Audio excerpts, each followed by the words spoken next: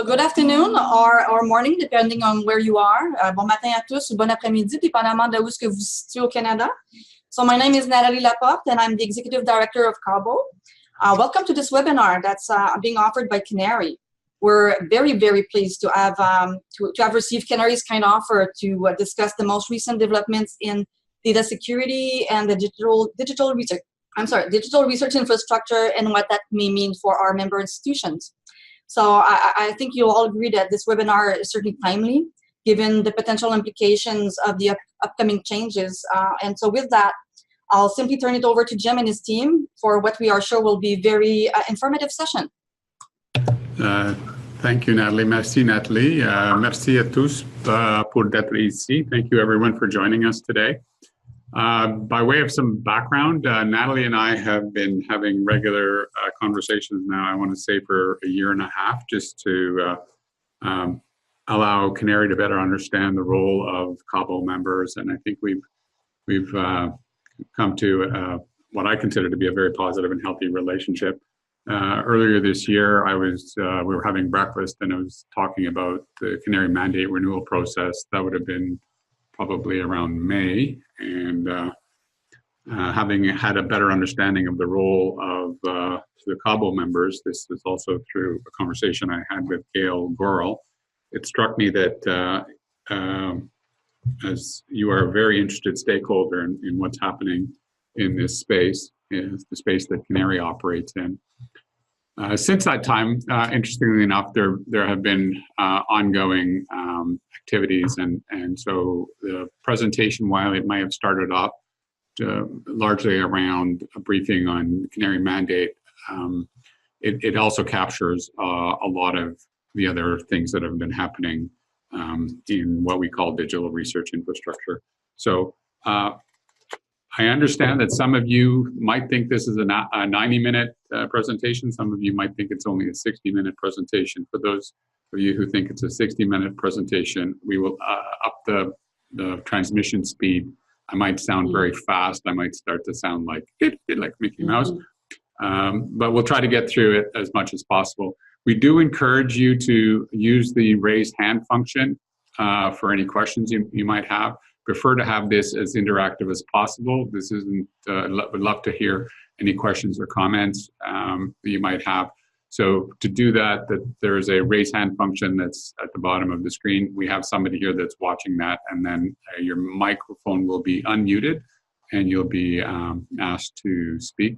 The other alternative, if you don't want to use the raise hand function, is there's a chat function and you can chat with the moderator. So with that, let's go. So these are the things we're going to cover today. Just a brief overview, and it's hard to tell you it's a global perspective or a national perspective. It's clearly going to be a CANARIE perspective, what it looks like from our vantage point, as well as the kinds of things we've observed in terms of the way the system operates. We'll also cover what's going on with the evolution of that, give you a briefing on GDPR, as that is something that has come out of the European Union that seems to be impacting institutions around the world. And as promised, there'll be a brief update on CANARIE's mandate renewal, and also what CANARIE is doing about cybersecurity that is of interest to you.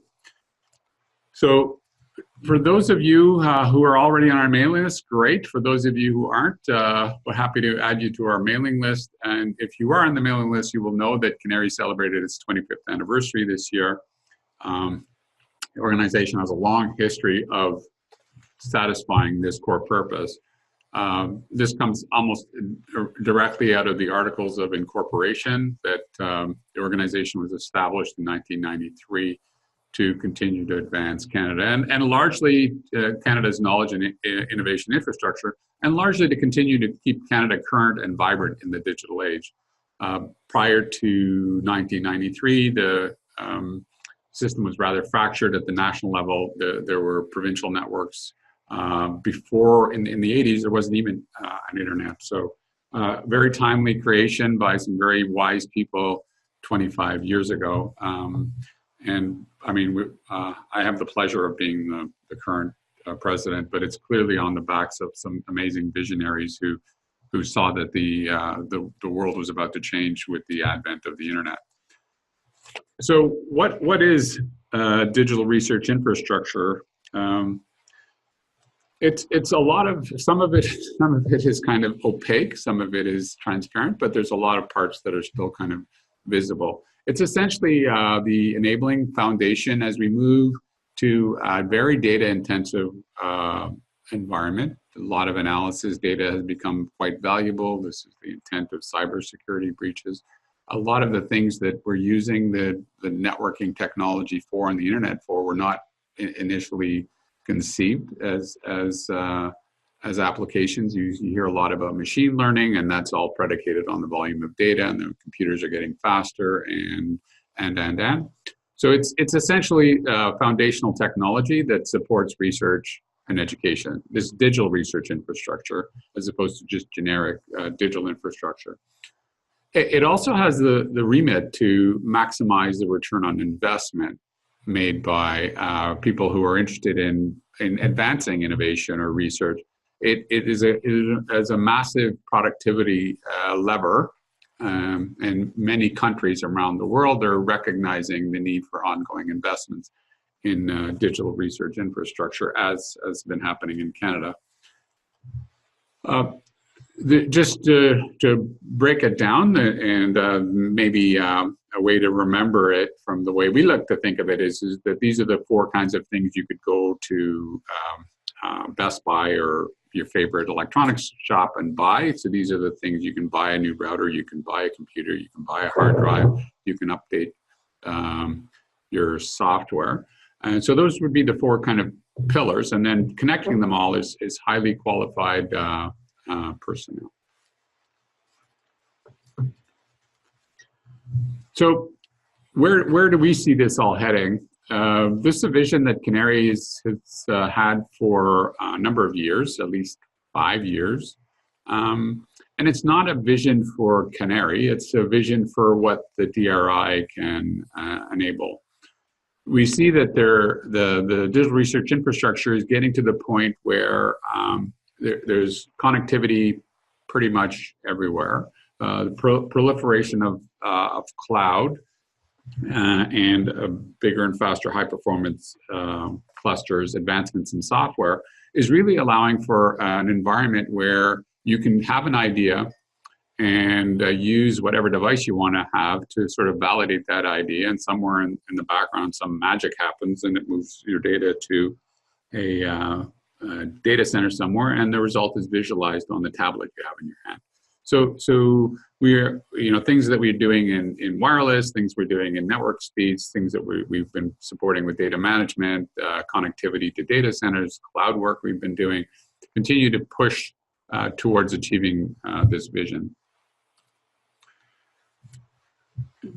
In terms of organizations that are implicated in digital research infrastructure, I apologize for the busy chart. I'm not gonna dwell on this chart too much, but these are the national actors, and then below that are the provincial and institutional organizations.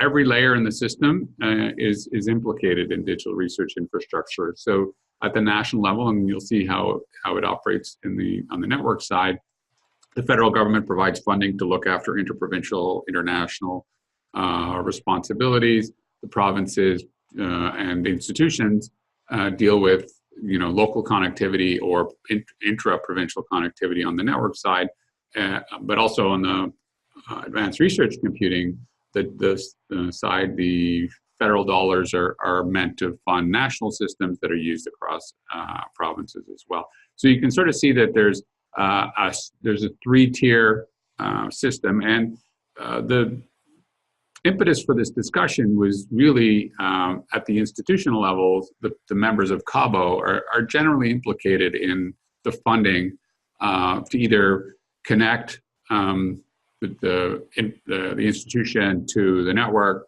to pay to fund or provide controls over any compute that's on campus, or data or software tools and the likes. And so the institutional perspective is one that that some of this presentation focuses on, but this chart shows you the overall context. This is how we this is how we see digital research infrastructure. It's a chart, or it's a concept that we've been testing over and over and over again with various researchers, and it really how it serves us is it starts to demystify some of the workflow challenges that research discipline might have. We'd heard time and again that the tools that were available for one research discipline weren't necessarily portable to another. But on further inspection, you discover that they pretty much all follow this workflow. Today, what the granting councils are working towards is the need for data management plans. And so you see it right at the front end before the researcher would even apply for a grant. They would create a data management plan. Once they have the grant, then the next thing that happens is they start collecting data. They need someplace to store it. They need a mechanism of doing what ifs computationally. And they need some mechanism of seeing the results through data visualization. Once they're done, they curate. They can curate the data. So that's what the workflow is intended to show. And why we look at this from the perspective of how IT, information technology, is when you can take something and turn it into a workflow, then IT traditionally has the ability to continue to optimize productivity. You would know that rolling out of an ERP system, as an example, is an IT tool that's going to enhance the productivity of your institutions, and that has proven time and again in terms of ongoing investments for IT to spur productivity. And so when you look at research as a workflow, it starts to open up opportunities for ongoing optimization enhancements, significant amount of reuse. I'll come to that when we talk about software. But to keep this model in mind as you start to see the actual individual piece parts, because this model sort of shows how they're all connected. I think we have a question. Yes. So Mike McGregor asked, data curation is called out separately. What about curation of software assets? Is CANARIE looking at that? That's a great question. And if it's okay, Mike, I'll cover that in our research software presentation. Charts that'll come up in about another 10 minutes.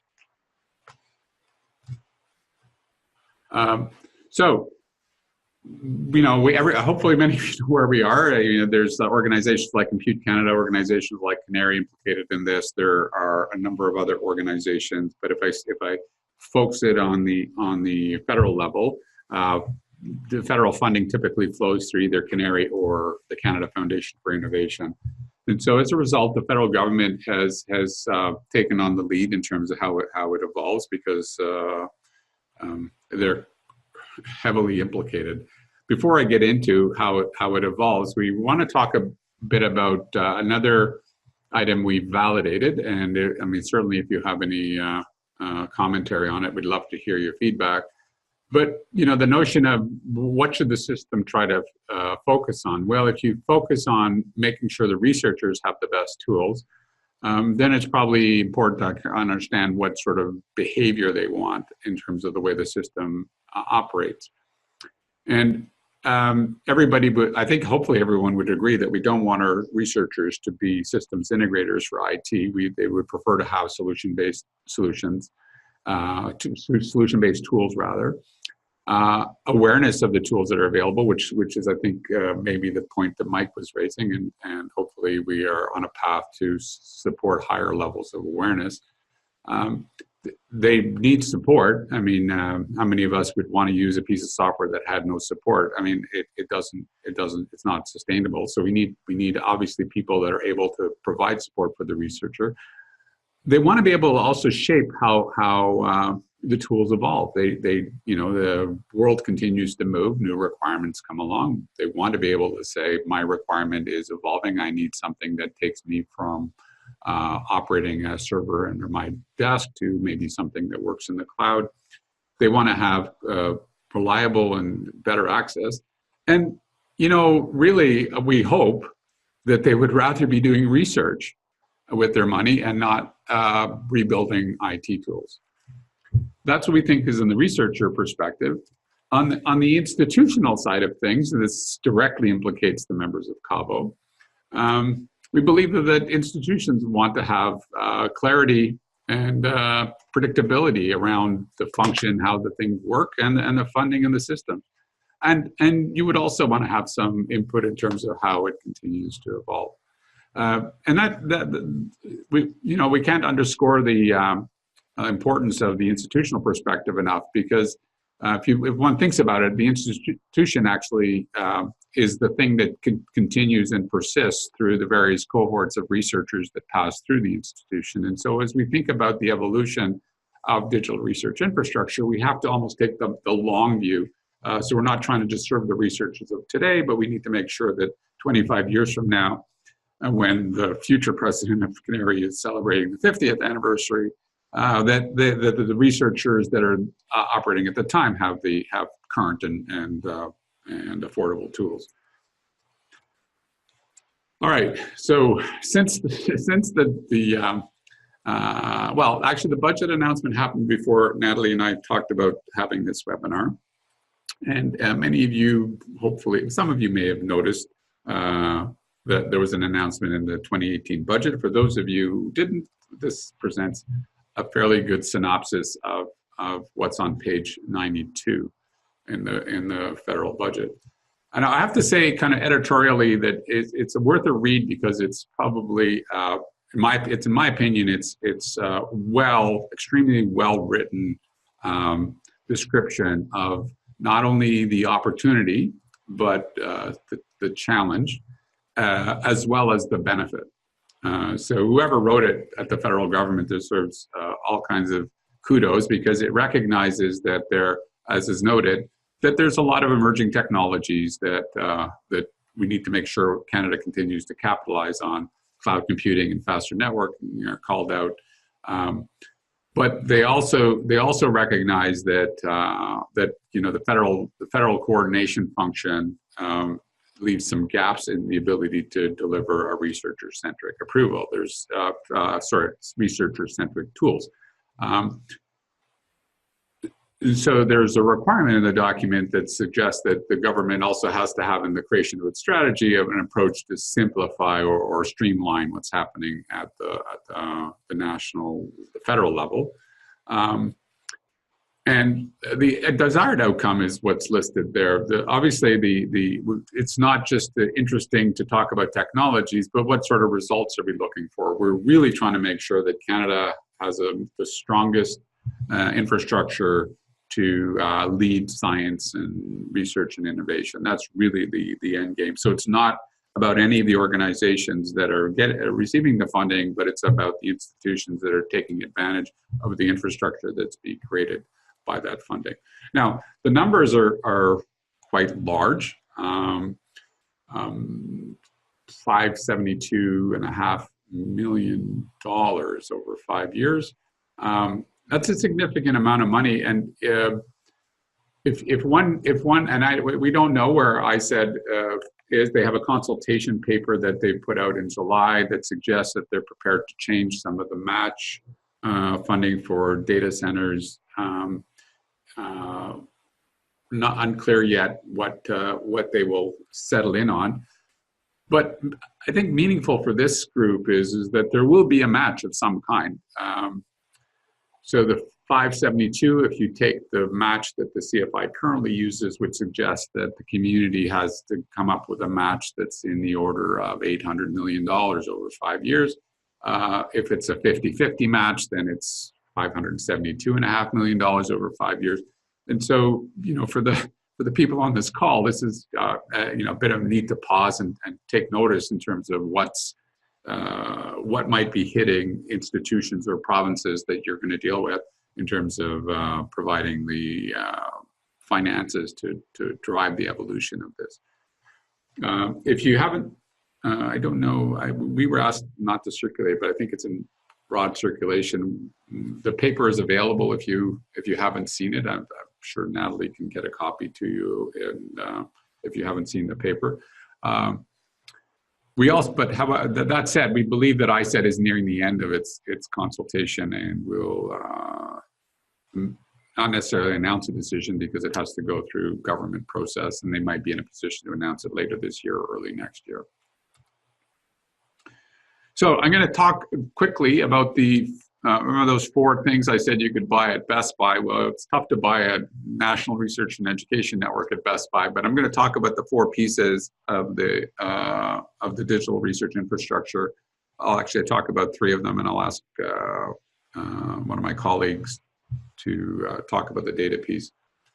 So we have a Canadian National Research and Education Network. It's a confederated system.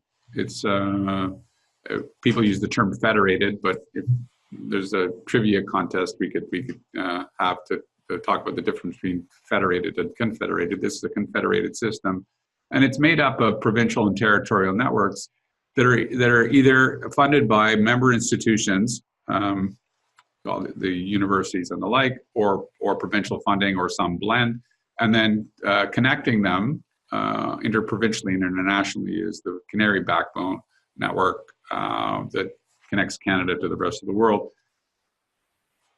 The significance of this investment, just to be clear, because sometimes people will wonder, like, why should I pay for this when I have internet access?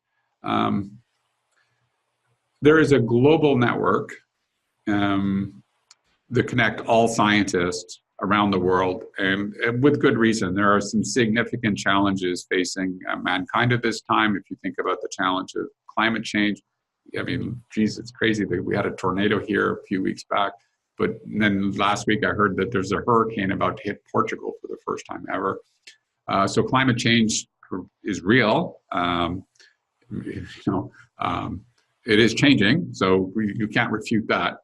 But health issues, food supply, energy supply, and I don't think any of us really care which scientist in the web of scientists around the world finds the cure for Alzheimer's. We don't really care. We just want a cure for Alzheimer's. If that comes out of a scientist out of Estonia or Botswana or France, or we don't generally care. I mean, yes, we'll obviously give them kudos for it and they'll likely win a Nobel Prize, but the challenges faced by mankind require ability for scientists around the world to collaborate.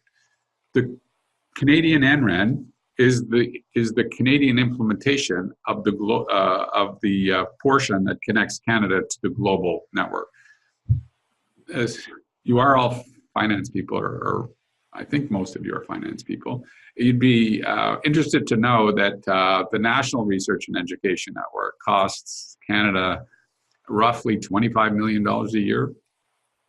The global research and education, of which our network is a part of, is north of $1 billion a year in terms of what's being invested by the Americans, the Europeans, the Australians, the South Americans, the Mexicans, the Chinese, the Russians, and because, as I said, these are solving massive world problems. How does it work?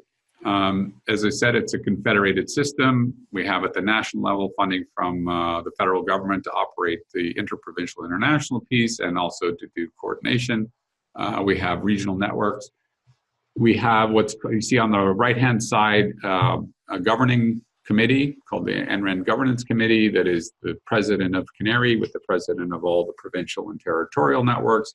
And as a collective, we manage the evolution of the National Research and Education Network. The regional networks also have the responsibility to provide local support and serve the research communities. And so it's a system that was put in place 25 years ago and has survived through this because of a very clear model, clear role definition, and clear accountability. Moving on to how the compute system is today, and this is an area of obviously interest for the federal government in terms of its evolution, but hopefully these terms are not unfamiliar to you. So there are 4 regional/provincial consortia, and then there's an umbrella organization called Compute Canada. Now this graph pictorially shows the differences in terms of how the funding model works for Compute Canada versus CFI or the CANARIE funding.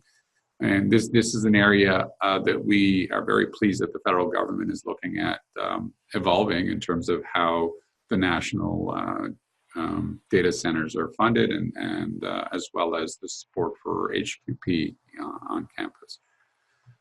Part and parcel with that is the data, which I'll come to, which I'll pass over to my colleague, but this, I think, hopefully answers the question that was raised earlier in terms of research software. So CANARIE, since 2007, has been providing funding to the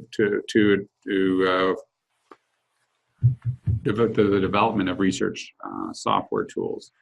The intent of these tools is to obviously accelerate research, but also to provide a toolkit that doesn't have to be reproduced using new research dollars. The tools fall into various categories that align actually with the workflow. So there's a set of tools that helps with management of sensors. There's tools that manage with storage, things that manage the compute side, and obviously the visualization, as well as entire platforms. So that'll manage the entire workflow. A good one that you may have heard of is one that many of the genomists use called GenApp, which looks after genomic data and supports the movement of data through data centers and has the visualization tools that make sense for those scientists. Now, we encourage the development of generic tools that can then be turned around. So you can take a visualizer that was developed for one science discipline and modify it for another. And the answer to the question in terms of where we start is we do have a repository. It's on a site called science.canarie.ca.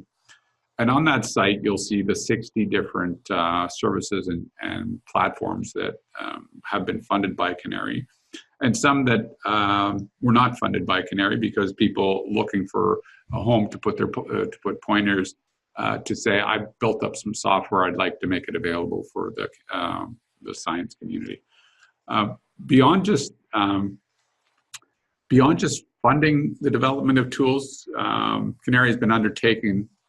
I think there's It just answered the question was answered. Oh, thank you.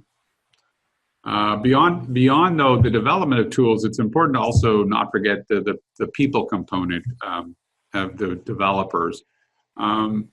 So we've undertaken activities to work internationally with organizations called the Sustainable Software Institute in the UK or the people in Australia to understand what their best practices are and try to instill best practices for development within Canada, because not only will will researchers not use the software tools if they don't have support, they'll also stop using it if it's very filled with defects and bugs, right? So if it just doesn't work, it's going to not really be used. And so we've undertaken a number of activities to increase the knowledge in terms of what are the international best practices.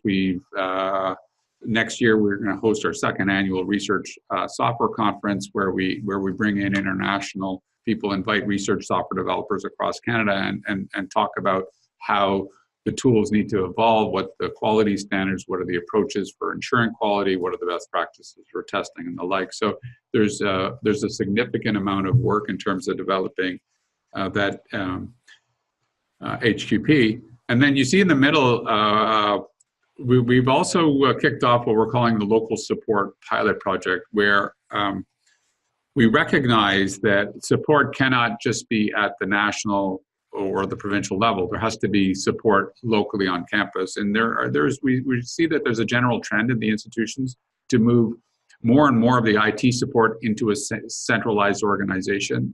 Probably one of the drivers is cybersecurity, but once that happens, you now have a critical mass that can not only provide support for the enterprise of the institution, but also the research side of it as well. And we recognize that institutions are along, there's a continuum of some institutions that are still trying to figure out what that looks like, and others that have jumped into it with both feet, saying we're going to have a single team that's going to look after all our IT solutions. And this initiative is to just try to push that along to hopefully demonstrate to those institutions that local support actually does matter. So the next couple of charts, I'm going to turn it over to the Executive Director of Research Data Canada. Research Data Canada is a standalone organization, although it's funded by CANARIE, that has its own governance model around with a steering committee. And we started funding it about, I want to say 4.5 years ago, 4 years ago, with an idea that there's a lot of international challenges in terms of data management, a lot of national challenges in terms of data management, and this was not an area that Canada could afford to ignore. And so the community was interested in the creation of Research Data Canada, and CANARIE stepped in and provides ongoing operational funding. Mark Leggett is the executive director, and Mark also has a secondary role at CANARIE that he helps administer our research data management program, which is a collection of tools, IT tools, that support research, that have a specific focus on support for research data. So with that, I'll turn it over to Mark. Thanks, Jim. So I'm going to touch on two elements in the data management context, that of data storage and preservation, and also privacy through the lens of something that I'm sure all of you have heard of in the GDPR. Before that, as I said, so just to kind of, and draw some intersections that are particular resonance for the CAUBO community, long-term storage of research data and the preservation activities that accompany that storage, whether it's the migration of data or other kinds of things that need to happen in order to make sure that data can be accessed into the future. So there's just an example of two whys that are driving this forward. One is the concept of open data, or as I like to say, building on the shoulders of giants. And as we can tell from our academic libraries and the collections that they steward, as well as increasingly the digital data that comes from our research community, being able to steward that data, whether it's the publications or the data associated with them themselves, is increasingly a critical part in this digital landscape to continuing that centuries-long process of building strong foundations of knowledge for the researchers of the future. Another driver, aside from that, what I would call apple pie kind of context, is a very immediate policy level context, and that is the new draft data management policy that the tri-councils have put together. There was a few months opportunity for the institutions to provide feedback to the tri-councils on that draft policy. That window is closed, and the tri-councils are now taking a lot of those feedback elements that were provided and will be coming up with a new draft. Essentially what that draft means, there's three pillars. One is that institutions that receive tri-council funding will be expected or will have to have an institutional data management strategy. And the second pillar is that institution will be expected to facilitate data management plans being filled out by the researchers. And the third one is that there will be an encouragement to deposit data in an appropriate data repository. And I would highlight that first one, an institutional data management strategy, being partly because it's a requirement of this draft policy, but also because it's such an important foundation that underlies the other two as well. So it's very critical to consider what an institution's response would be to best practices in data management, and that would be reflected in the development of the strategy. One example of a set of considerations that come with this data storage and preservation piece is, of course, the storage of the data. I like to think of three levels of storage that typically accompany research data. One is highly sensitive data, maybe because it contains private information about research subjects, and maybe cannot really be internet accessible, or it needs a high level of security that speaks to a kind of a more local infrastructure, versus one that has levels of access and can be exposed through an appropriate and secure internet accessible type system, and versus the open data context, where data is accessible to anybody to download, to duplicate research, or carry out other kinds of activities associated with that data. So that's one consideration that will be very important over the next number of months, as Jim highlighted with the announcements in the federal budget and the approaches that institutions will take for that long-term storage and preservation. Long-term, of course, begs the question of how long, and there are a lot of factors that individual institutions need to consider in this context. What do you do when a researcher retires? What are the research ethics board policies related to particular research programs? What does the new Tri-Council data management policy highlight in terms of best practice? What happens when a researcher moves from one institution to another? So a lot of considerations that aren't simply just an adherence to a records management plan disposition schedule, but certainly highlight, I think in particular for this group, the necessity to fold the research data governance piece into a broader institutional strategy. Next slide. And the goal with, I think, not just currently with some of the organizations that Jim has highlighted that are participating in this landscape, but also will become, I think, more apparent with as the DRI strategy is moved forward.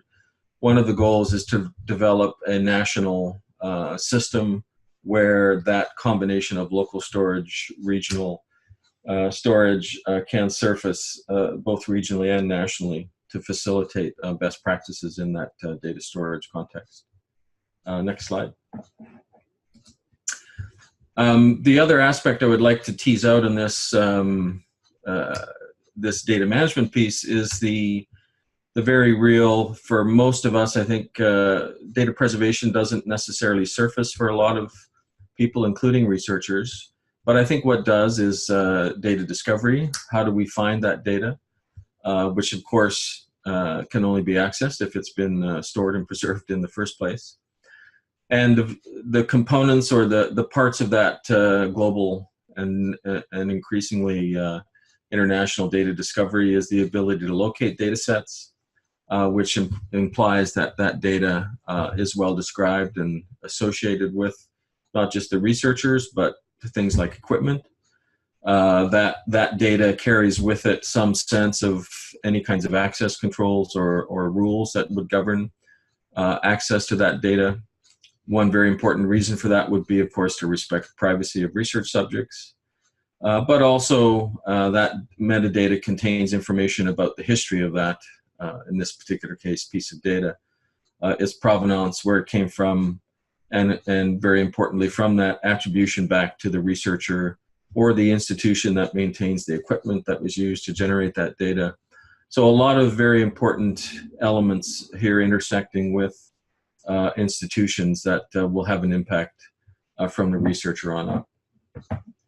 So that's a very quick sense of some of the issues. And of course, as Jim highlighted, Research Data Canada works with a number of members of the stakeholder community and will continue going forward to help facilitate the conversation around this data storage and preservation piece. Next slide. So the GDPR, or General Data Protection Regulation, has been in the news a lot more recently, and it's a very complex piece of legislation. So I can't go into great amount of detail in a few minutes. I would just highlight that what the GDPR does mean is that any business that your institution does with citizens of Europe, and I would highlight there are 3 other countries, European business areas that are also covered by the GDPR. Iceland, Norway, and Liechtenstein. So, and I suspect there will be others that will join what we know formally as the European Union.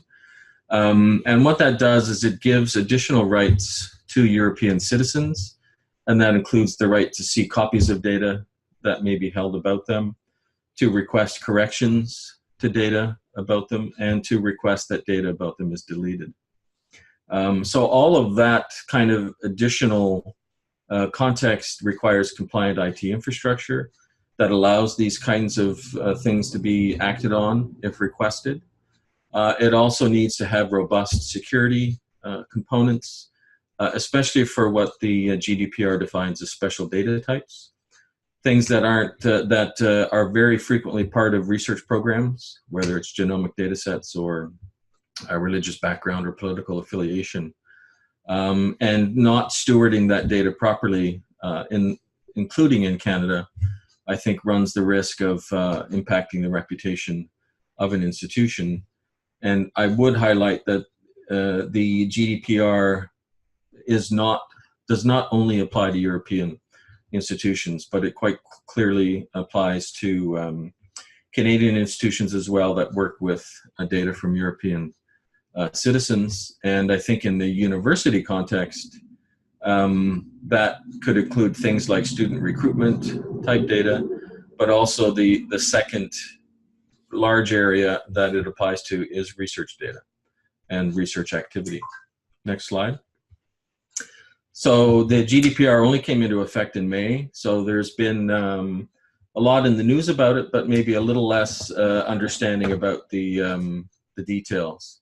So suffice to say, next slide, that the GDPR, Canada is in a pretty good position to respond to the GDPR. And if you get a chance to look at this slide in more detail, I think you'll find that it's very similar to the response that institutions in Canada are expected to have to our own provincial FIPA or FOIP legislation. So whereas Canada is in a better position than most, it does mean that there needs to be some additional due diligence on what else an institution has to do to respond to the impact of the GDPR.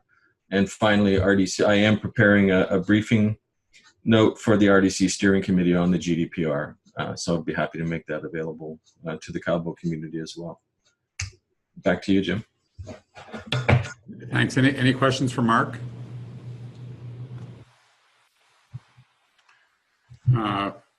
Thanks, Mark. We were asked if we would share the list of attendees. Right now, I think we have over 70 attendees. We can provide that list to Natalie, and then Natalie, if you want to send it out to your community, or I'll scrub it and validate it. If that's okay, that's probably our best approach. So you're gonna. I'm assuming that some of you will drop off in about 15 minutes. I want to make sure we cover the balance of the charts. Hopefully there's something meaningful and interesting for you in the balance of the charts. So I'm going to go fairly quickly, but I don't want to go too quick that if you have a question, to be discouraged from asking it. So again, ask any questions as things come up. So we are in what we call CANARIE mandate renewal. CANARIE is funded as an independent third-party entity with its own board and own governance model. We are funded through what's called mandates from the federal government. We're currently in a 5-year mandate that started in 2015 and takes us to 2020, and we are proposing funding that would start in 2020 for the 5 years after that. We are also, though, this time around working with the government to get a decision in the next year's budget, in the 2019 budget, rather than waiting for the 2020 cycle. So that would allow the organization to not have as much of a more dramatic of a wind down, wind up between mandates. When we looked at what's happening in the community and what the main drivers for our mandate renewal, we sort of see that the continued growth of data and the data proliferation is going to get to what's called exascale. If you're not familiar with the term exa, it goes giga. Well, actually, before giga is mega, giga, tera, peta, exa. So this is 1 million gigabytes.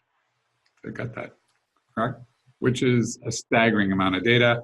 About the daily production of data on the internet today is in that order. Like it's roughly somewhere between 2 and 3 exabytes a day. So that's 1 million billion bytes a day are being produced by humanity.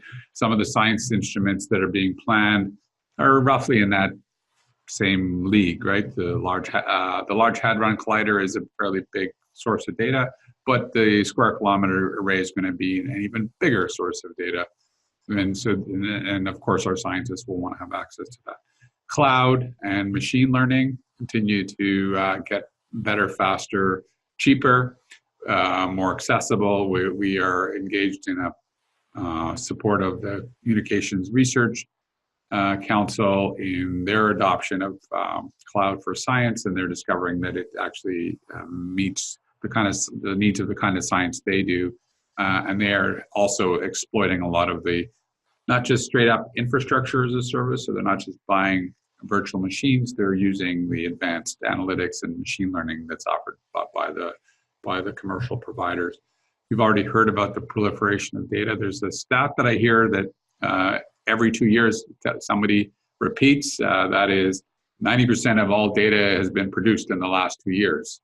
And 2 years from now, somebody will tell us exactly the same thing. So that's the pace at which data is growing.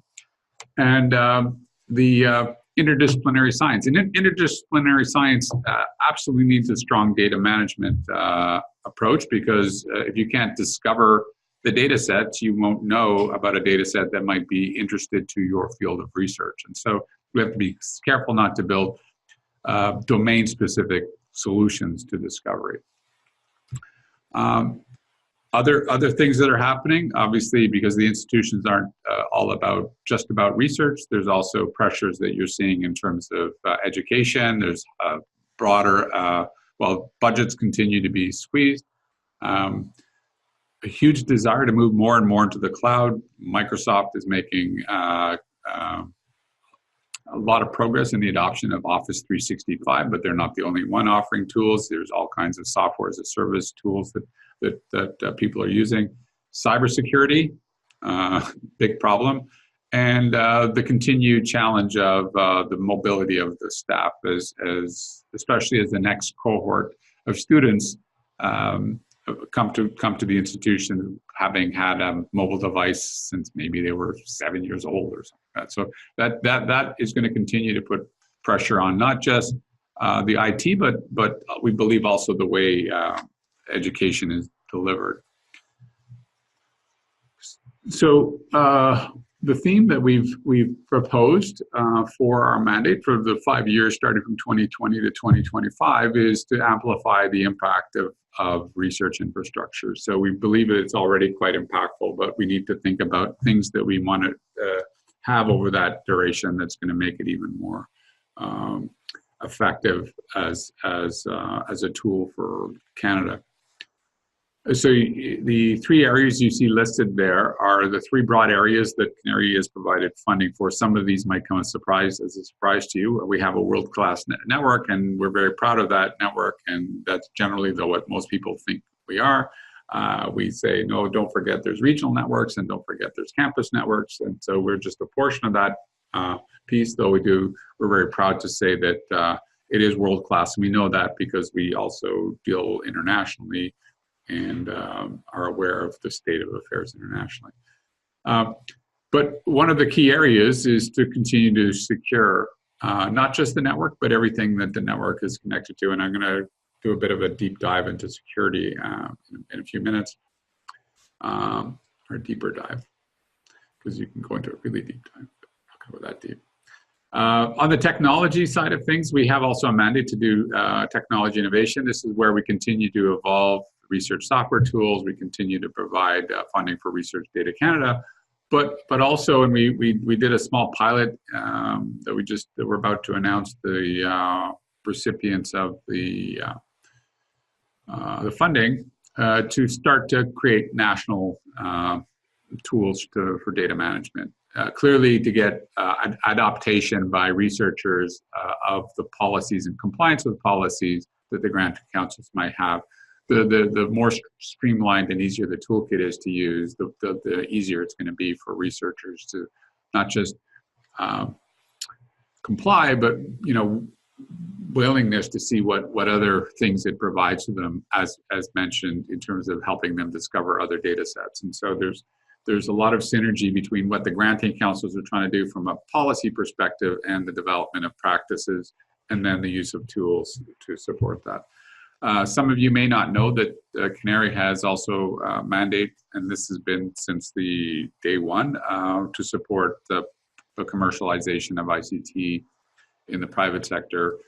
We offer services to SMEs to allow them to adopt leading edge technologies. We're evolving from offering infrastructure as a service to stepping up their ability to understand and deploy advanced technologies like machine learning, like Kubernetes, like AI, like blockchain.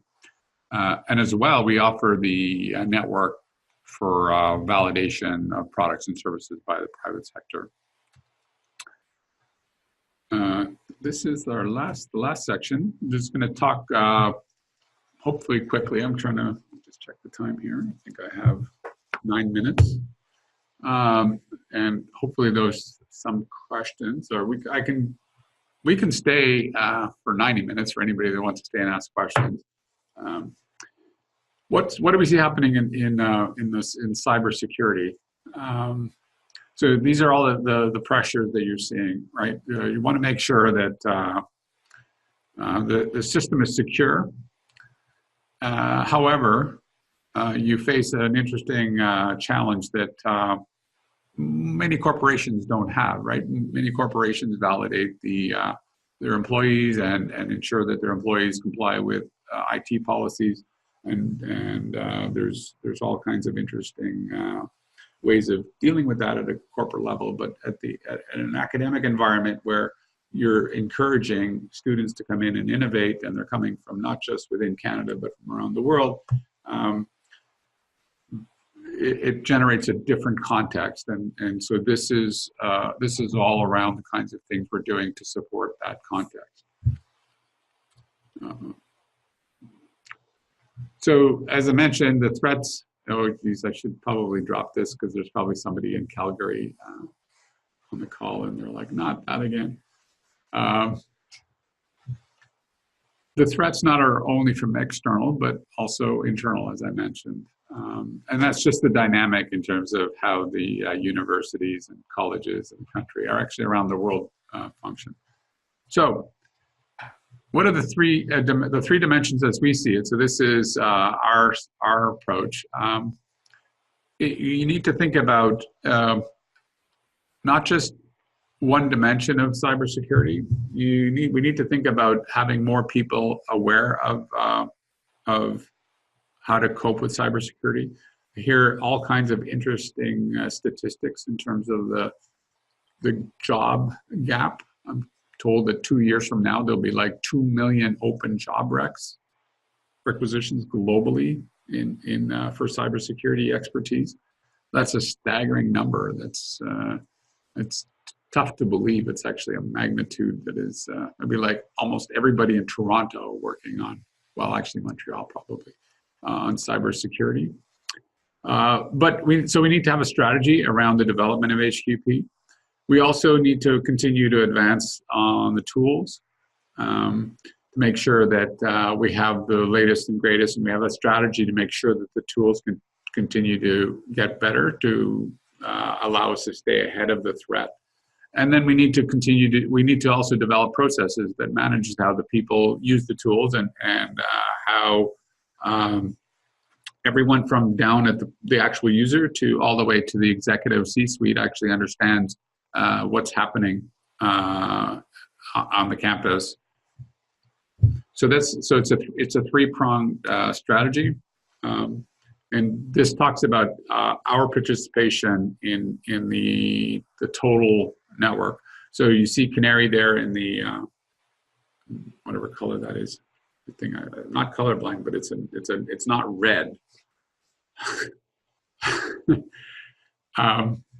And the things we've been working on are the joint security project. We've been working directly with the institutions, 40 institutions. There's a couple of charts about what we've done with the joint security project. We are working with the provincial networks on the common deployment of a security incident and event management piece of software for deployment across the country to secure the National Research and Education Network.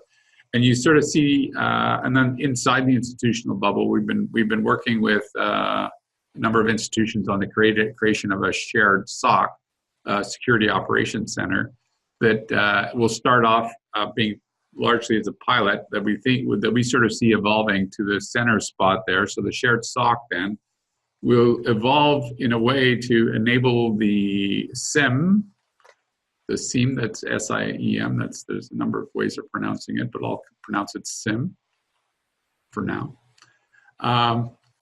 Will provide visibility to the network, and then institutions that are not necessarily as large as some of the ones that are working on the shared SOC will be able to work with their provincial and territorial partners to leverage the SIEM that they've purchased to enable that data to be delivered to the SOC. And so it's a strategy that we think will provide security from the smallest institution right up to the largest of the institutions. It's a multi-year approach. I'll talk a bit about each of the items. This talks about what we're doing with the NREN partners, and what this is going to do is essentially secure the NREN or provide visibility to incidents that are happening on the NREN. This is our first phase. This has been driven, if you recall, right from the beginning. I talked about the National Research and Education Network NREN Governance Committee. This is the 13 presidents or heads of the organizations all agreed on a strategic plan, and security is a top priority in that strategic plan. So this is a jointly funded initiative by CANARIE and the provinces and territories to have a device that provides monitoring of the network. How that evolves is to phase 2, where institutional data starts feeding directly to the NREN's SIEM, or it could bypass that and go directly to the SOC. So a larger institution might not send their data to the regional network. The networks across the country, they might deal directly with the Security Operations Center, but the smaller institutions might not have the talent or the people or the money to deploy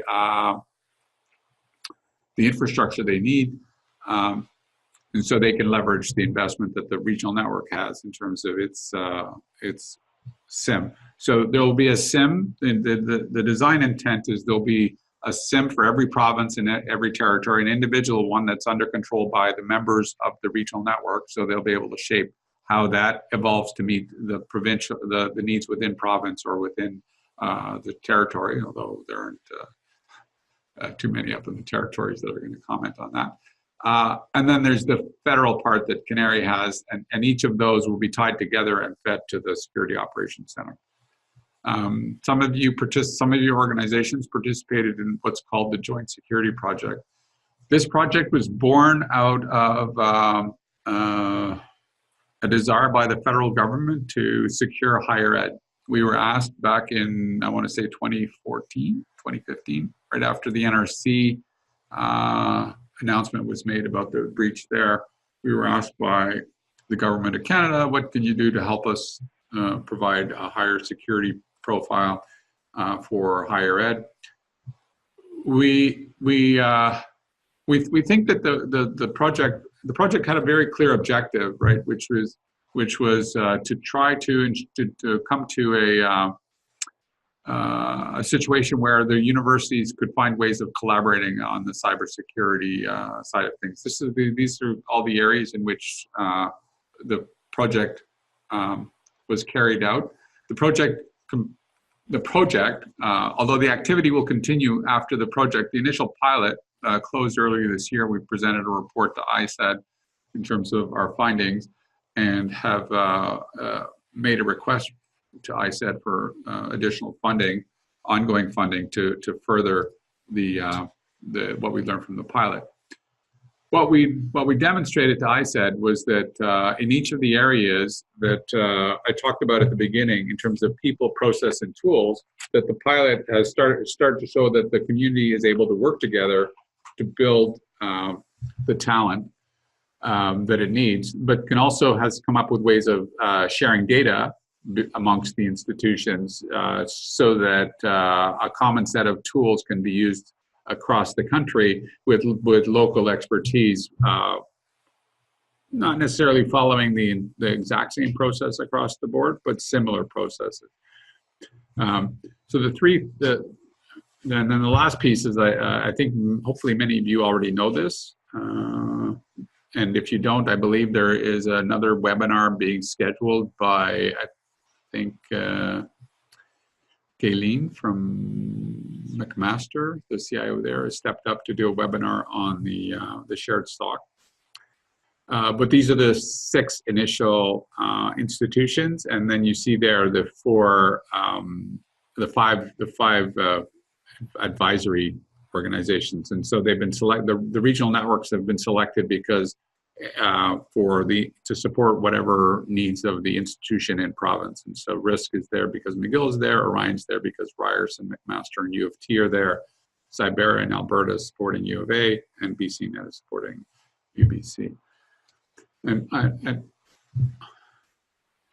So we have a question from Mike McGregor. I don't think you'd strictly call it a security concern, but we also have significant challenges in reaching potential students and collaborating researchers in countries that restrict internet access and data flows. Does CANARIE have a role in enabling the international free flow of messages and research data? That's a fantastic question. We're actually, interestingly enough, exploring a specific application. You're not from Prince Edward Island, are you? U of A. Because we have been exploring that in terms of internet access to students at campuses outside of Canada. There is some developing technology that we're looking at that's being developed in Europe around getting people off the internet as quickly as possible and getting them onto the global research and education network if they're qualified to be on there. But it's a work in progress. I would say we haven't totally cracked the nut for every possible domain a university might decide to build a campus. Hopefully that answered the question. Mike, did that? Nothing yet. I'll let you know. So this is the final. He says he's specifically thinking of China and Turkey.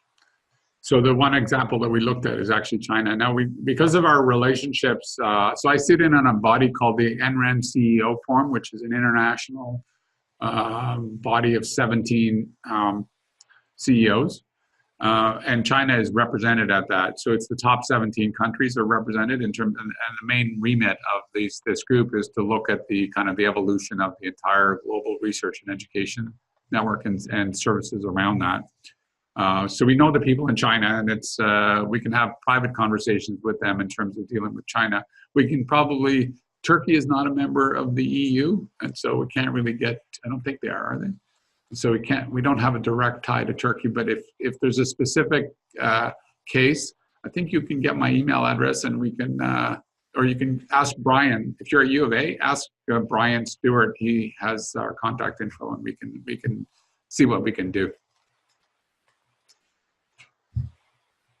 Good. So these are the outcomes that we're pushing towards. As I said, it's all around the 3 dimensions of people, process, and technology, and this is how each of those is advancing those. Now we are gonna make a copy of the presentation available to Natalie for distribution to the people, so you don't have to read all this. It's quite dense, but we thought it would be useful for you to have as a reference document what you've heard today, and especially some of the charts that are a little bit more text heavy. So you don't have to bother writing any of this stuff down. Maybe I should have told you that at the beginning. Last, any closing questions?